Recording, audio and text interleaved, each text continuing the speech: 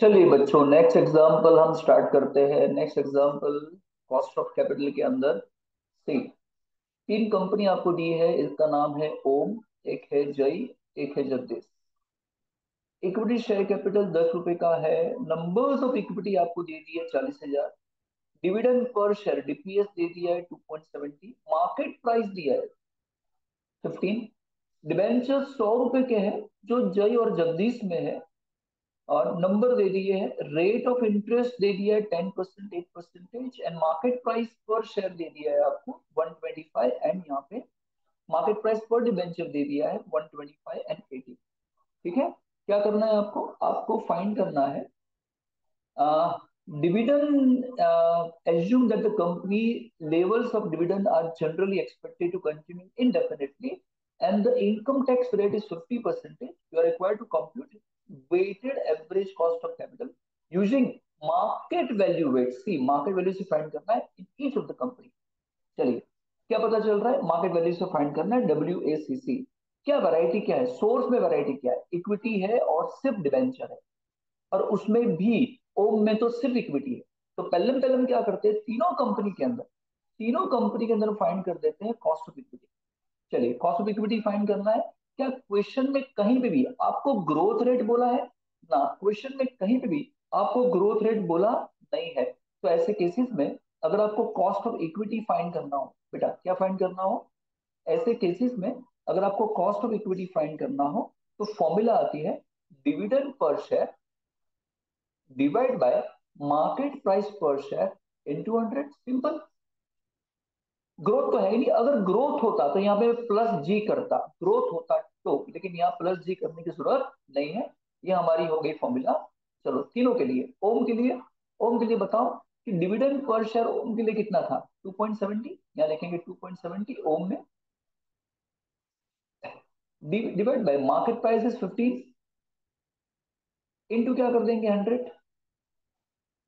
15 पे 2.70 पे कर रहे हो तो 100 पे कितना पे करोगे? ये आ जाएगा बेटा 18%। इन द सेम वे जय का हम पे कर रहे हैं dividend per share is 4 rupees. उसकी मार्केट प्राइस है 20 इंटू क्या कर दोगे तुम 100। ये बेटा कितना आ जाएगा? 20%। ये कितना आ जाएगा? 20। उस तरीके से यहाँ कितना पे कर रहे थे? 2.88 जगदीश के अंदर। उसकी मार्केट प्राइस कितनी है? 12। 12 रुपए पे 2.88 पे करते हो तो 100 पे कितना पे कर रहे हो? तो इसका आंसर आ जाने वाला है बेटा कितना? ये आ जाने वाला है 24%। ठीक है, ये हमने इक्विटी का फाइंड कर लिया तीनों के केसेस में। चलिए, अब फाइंड करते हैं cost of debenture. Cost of debenture जिसको हम बोलते हैं कॉस्ट ऑफ डेप्ट, क्या बोलते हैं? केडी। और उसकी फॉर्मूला क्या है? सवाल ये आता है कि डिबेंचर रिडीमेबल है कि इररिडीमेबल डिबेंचर है। क्या कहीं पे भी क्वेश्चन में ऐसा बोला है कि डिबेंचर को रिडीम करना है? ना, ऐसा बोला नहीं है। तो ये हो गए इररिडीमेबल डिबेंचर। उसकी फॉर्मूला क्या होती है? ऊपर बेटा आएगा इंटरेस्ट, ब्रैकेट में 1 - टैक्स, डिवाइड कर देना नेट प्रोसेड्स इनटू क्या कर दोगे 100। तीनों को केसेस में, लेकिन यहाँ तो है ही नहीं। ओम के केसेस में डिबेंचर है ही नहीं। देखो, डिबेंचर आपको यहाँ पे दिया ही नहीं, नॉट गिवन। जय में आप इंटरेस्ट कितना पे कर रहे थे डिबेंचर पे? इंटरेस्ट पे कर रहे हैं जय के अंदर, देखो 10%। तो मैं 10% पे गिन लेता हूँ, ऊपर आएगा 10। टैक्स कितना है? 50%, that is 1 - 0.5 divide by net प्रोसेड्स।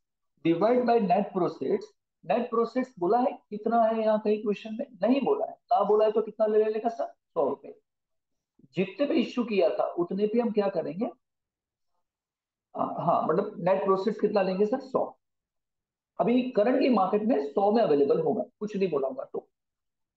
ठीक है, ये हो गया सर क्या? 8। ये 0.5 हो जाएगा। समझ गए ना? ये 10 है, 0.5 हो जाएगा। 0.5 और ये आधा 5, कितना आ जाने वाला है? 10% था। जय में कितने परसेंटेज था? जय में 10 था ना?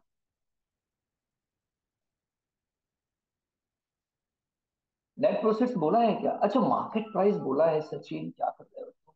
मार्केट प्राइस पर डिबेंचर 125। इसका बेटा मतलब क्या? अभी ये, अभी नेट प्रोसेस का मतलब कि अभी वो मार्केट में कितने बिक रहा है ना। तो गलती है सर, माफ करिएगा, है ना।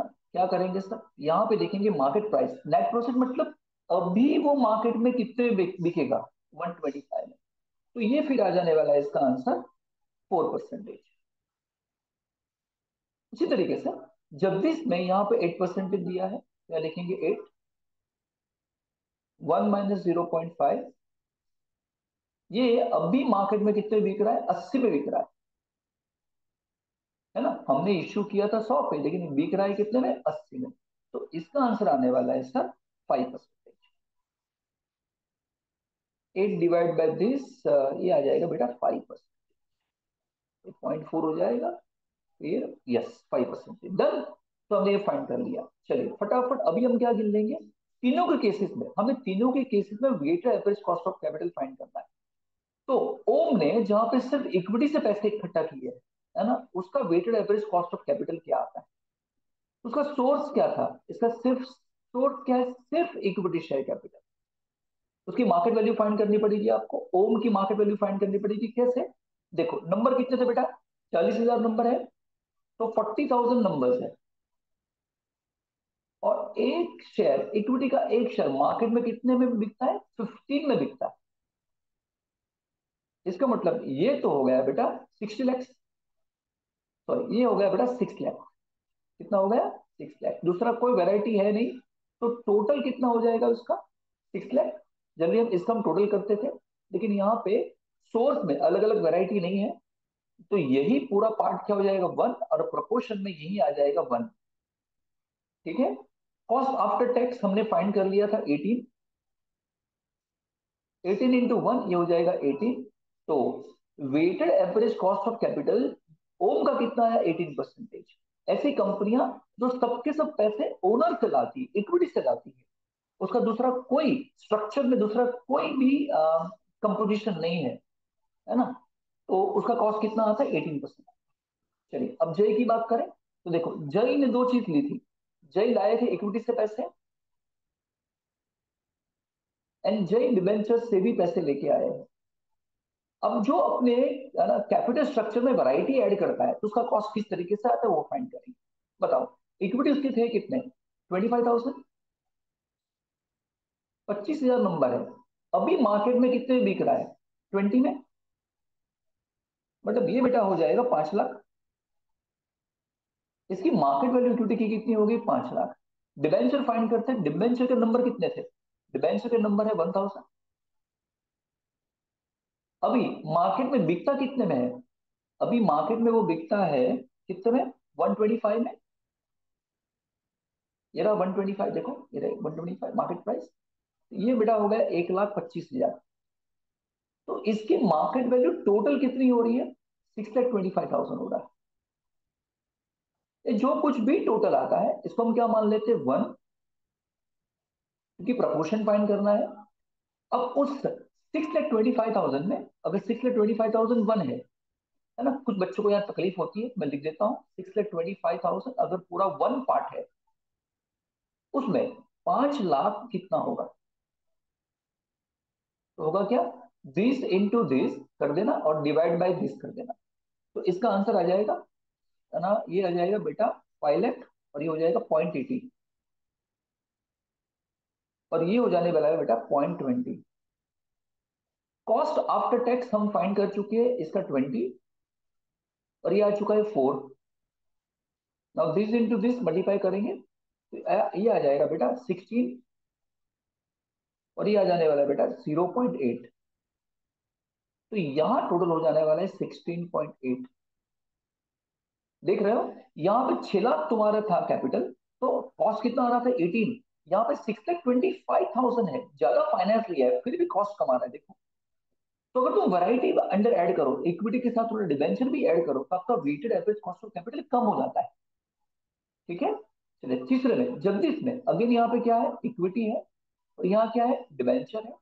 मार्केट वैल्यू फाइंड करेंगे, उसके नंबर कितने हैं, 50,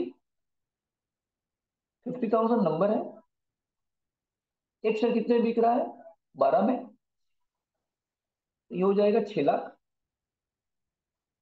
ठीक है, डिबेंचर के कितने नंबर थे? डिबेंचर यहाँ थे 2500, and one debenture selling in the market currently 80, so that comes to 2 lakh, both together 8 lakh.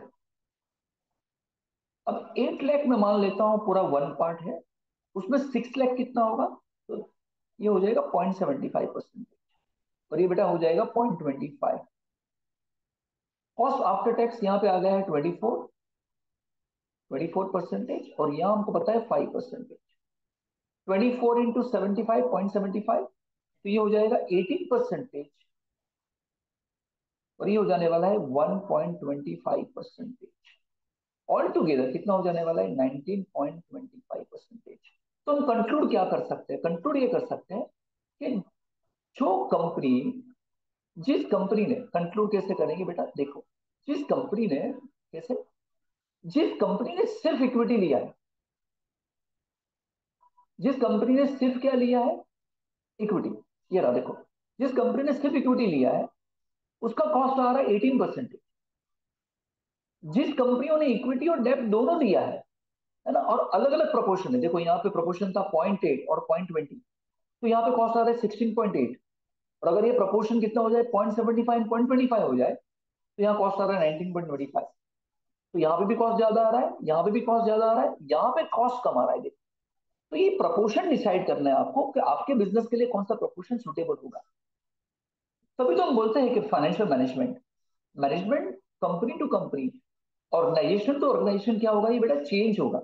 और ये आपको डिसाइड करना है कि आपके ऑर्गेनाइजेशन के लिए कौन सा सुटेबल होगा।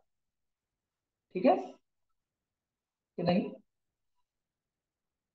तो ये बात यहाँ पे क्या हो जाती है सर, खत्म। क्लियर? चलिए नेक्स्ट लेक्चर में मिलते हैं फिर।